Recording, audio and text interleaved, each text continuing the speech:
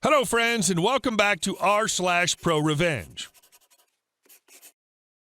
In the first story, we'll tell how horrible the roommate took advantage of our OP's kindness and was evicted from the apartment for it. But before we begin, don't forget to subscribe to our channel if you're new here and turn on notifications so you don't miss a new video every single day. Here we go. Long-term house guest. This is a story from a few years ago, but it always sticks with me. When I was in my early 20s, I started working for a big cable company. When I started working there, was about 20 of us in my training class. We all became really close and went on our designated teams after 2 months of training.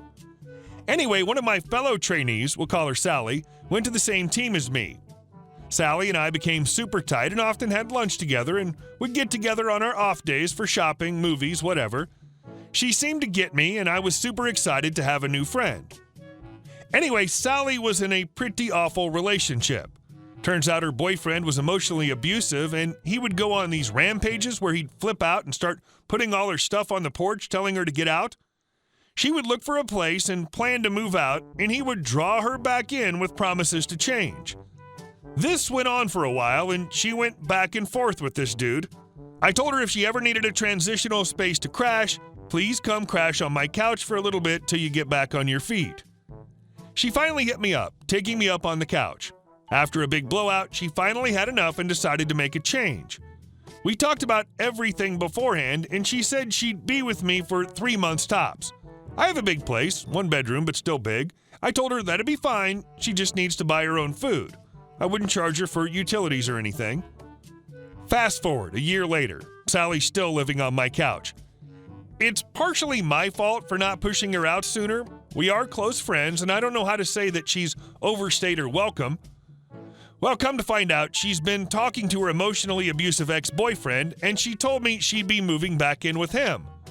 We talked about it, she said he changed, whatever.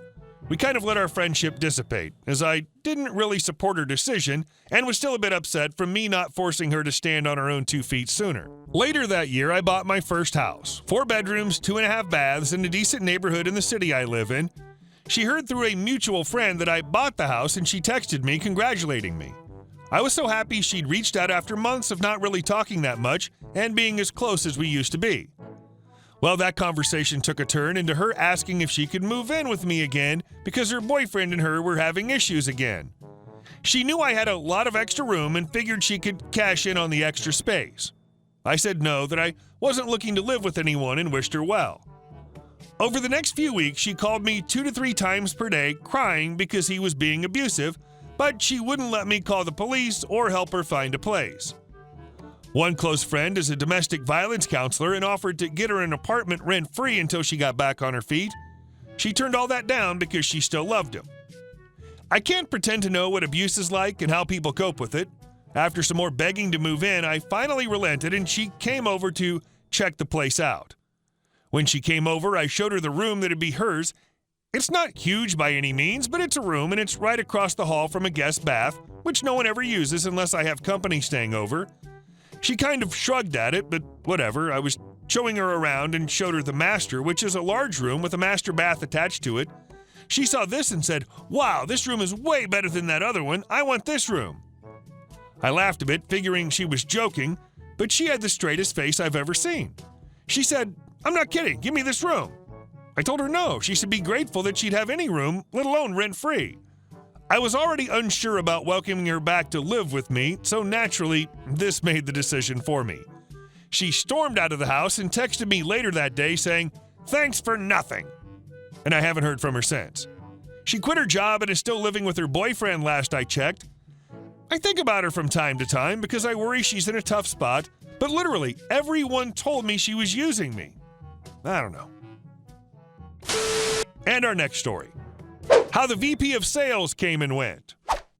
Derek, newly hired VP of Sales, was to take over the vacant position that our previous VP got headhunted out of. The new guy came with outstanding marks. He was head of sales for our competitor 10 years earlier, started his own smaller rival company, and had just sold it for a substantial sum.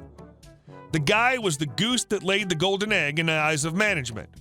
As bad luck would have it, he got assigned a desk right next to mine while his cushy corner office was being built to his specifications. Derek, further known as Entitled P, aka EP, and I have little in common in terms of what we both do for the company. During our first introduction, and upon hearing a short summary of what I do, he somehow got it in his head that I'm on the low end of the totem pole, not the lead company report writer and developer of our invoicing and client notification software. I didn't feel the need to correct him when he made the snide remark as he was leaving, "Hey, gotta start at the bottom to work your way up, right?" I didn't like him from that very moment and vowed to make his life a living hell while he was here. He's not my boss, nor do I report to him. EP's first request was to ask for a sales report for all products ordered for the previous year to present day. I knew he meant completed, but hey, he said ordered in his request. No problem. I provided him with a detailed report of every order our numerous clients have placed within the past year. EP leans over my desk telling me, "The report you gave me is wrong. The numbers don't add up to our posted stats on the internal company website." I confirmed that the request was for orders placed, and the information is 100% accurate and presented correctly. You asked for a report on orders placed within a month. Many of these orders get completed in different months. Did you want a report on orders completed? EP just looked at me like he was going to throw down right then and there. This was our new VP of sales. It only went downhill from there. EP was convinced that I was an idiot and had it out for me from that moment on. Every report that got sent to him, he would scrutinize my formulas and numbers with a fine-tooth comb. "Drainer, these numbers are wrong. The total average per day is inaccurate. Do this report right. Your request was for client averages. The client profile is for business days, not calendar days worked. There were 21 business days last month. Did you want a company report for total averages? Because you asked for client averages." EP was seething as every report he requested took 3 times as long to get and requiring multiple revisions because of his wording. I found ways to twist his words at any opportunity. "Can you give me the raw data on all orders completed in February for client XYZ? "Sure. What year would you like that pulled? 2017? Okay, what fields would you like to see? The standard ones? Which standard? Can you give me a current report that mimics what you're asking for? Just give me the standard data, whatever report I received in my email each day. I need to call this client now before the rep leaves for the day." "Not a problem. Which of the 17 reports you receive each day did you want me to mimic the fields for?" Mind you, he's seated 4 feet from me on my right. He can't talk to me about this as he must reply all to the request via email, so there's a record of the transaction request. After nearly 2 hours of back and forth, I would then say, "Oh, that report? Yeah, you can just go to the report server and pull this data yourself here." Screenshot. These instructions on how to pull it yourself.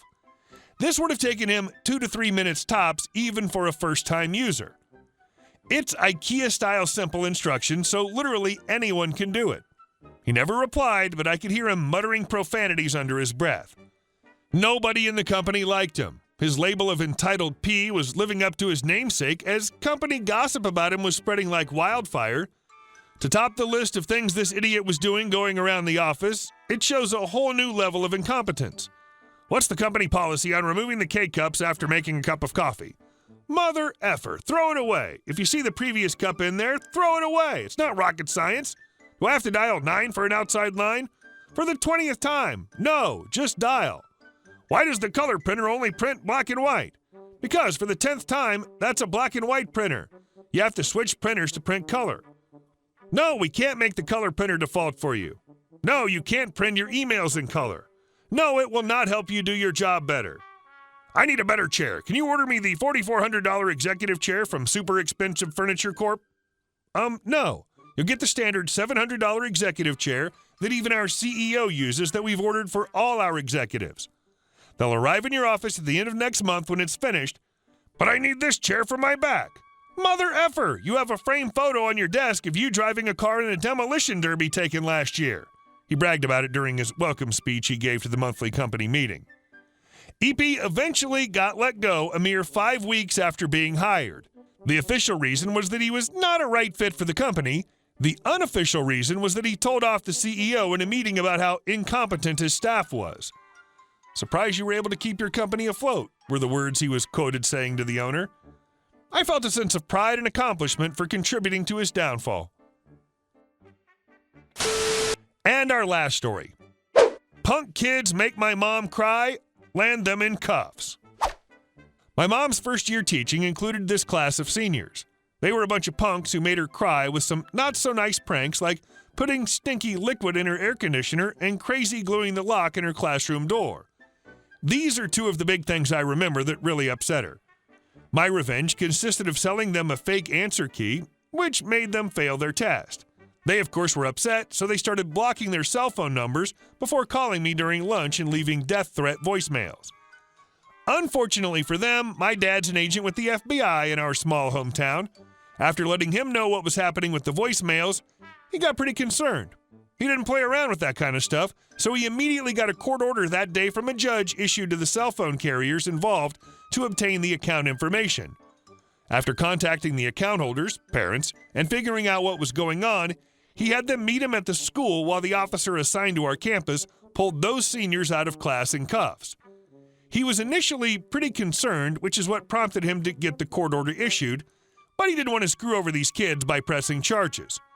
Instead, he just put the fear of God in them and explained how serious the situation could have been. Nobody messed with my mom or I after that.